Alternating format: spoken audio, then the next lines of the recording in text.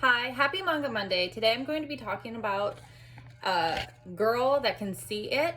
I don't know how to pronounce its traditional name, and I believe that's the proper translation. If it's not, I'm really sorry. This one is a psychological, they say comedy, and there are some spots that are funny, but in general, I wouldn't necessarily tag it as a comedy, but there are some funny parts. School life, did I say psychological already? Slice of life, and horror.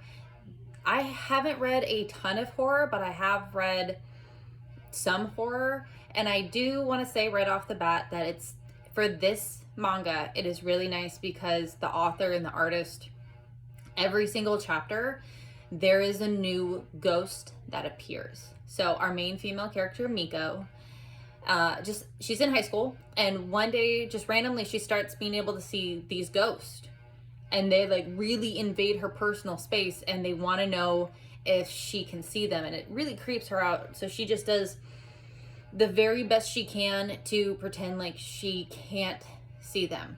Now, Miko as a character is scared a lot because of all these ghosts. She's also very caring, and she's very selfless. Her friend Hannah is a very bright and bubbly person. She eats a ton of food, and one day Hannah is actually being followed by a very large ghost, to the point where Miko is compelled and wants to bring her to a shrine to hopefully get rid of the ghost. When this happens, because she does take her to a shrine, they ring the bell and they say their prayer, and when this happens, an even bigger ghost shows up and eats the ghost that was following Miko. Not only that, but there's two cat-like ghosts as well, like I think they're called shrine guardians, that appear alongside of the large ghost. They try to communicate with her, and all they really can say in words that Miko understands is 3 times.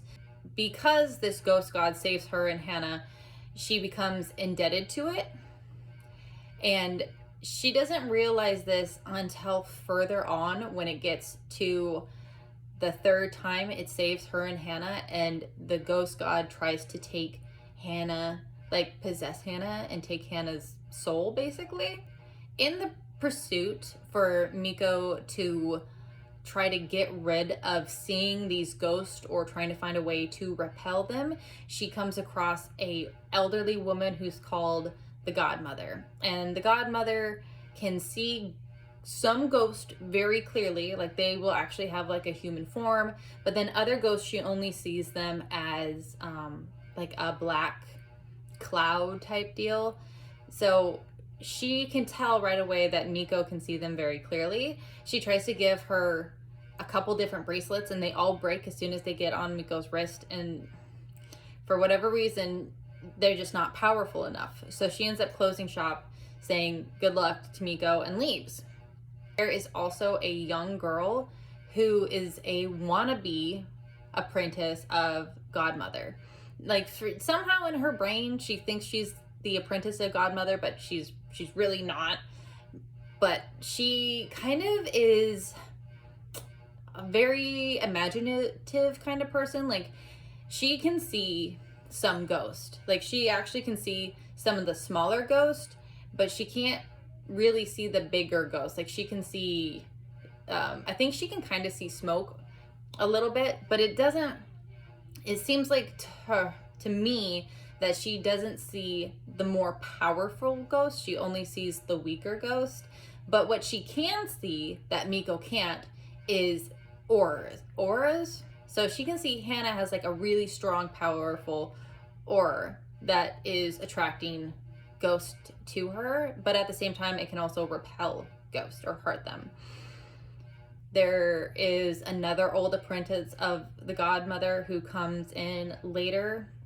I do really like the fact that the author puts in these characters, like adds new characters throughout the story, so it's not like really overwhelming. Like right from the get-go, you kind of get like little side stories of these characters. So someone will appear in a chapter and possibly come back a couple chapters later and you get the backstory to them, or Miko interacts with them, or like the ghost that's haunting them, or someone will come in who you think is like a fake shaman who is just trying to sell things to get money and saying they can get rid of ghosts. So, and then they'll come back like a couple chapters later. There's just a really nice balance of how the author has all the characters intertwining eventually, and how everyone kind of knows each other one way or another. There is a chapter where you get to meet Miko's family, and I will tell you, like, I had tears in my eyes. It was a really touching chapter. It was really sad, and I don't necessarily get super sad when reading webtoons or manga, but this one, like, it hit pretty hard, and it was really well done. It just made me really sad, which is, it's okay to feel sad, because that means that they did a good job at eliciting a feeling from me. So I really like that it's not just horror.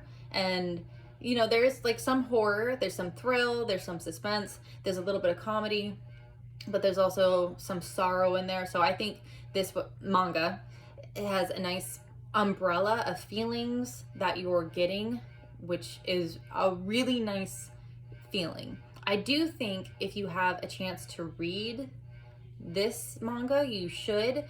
From what I saw online, I guess there's an anime out or an anime coming out that you could watch. I haven't gotten around to that yet, but I really appreciate you watching, and I hope you guys have a wonderful day.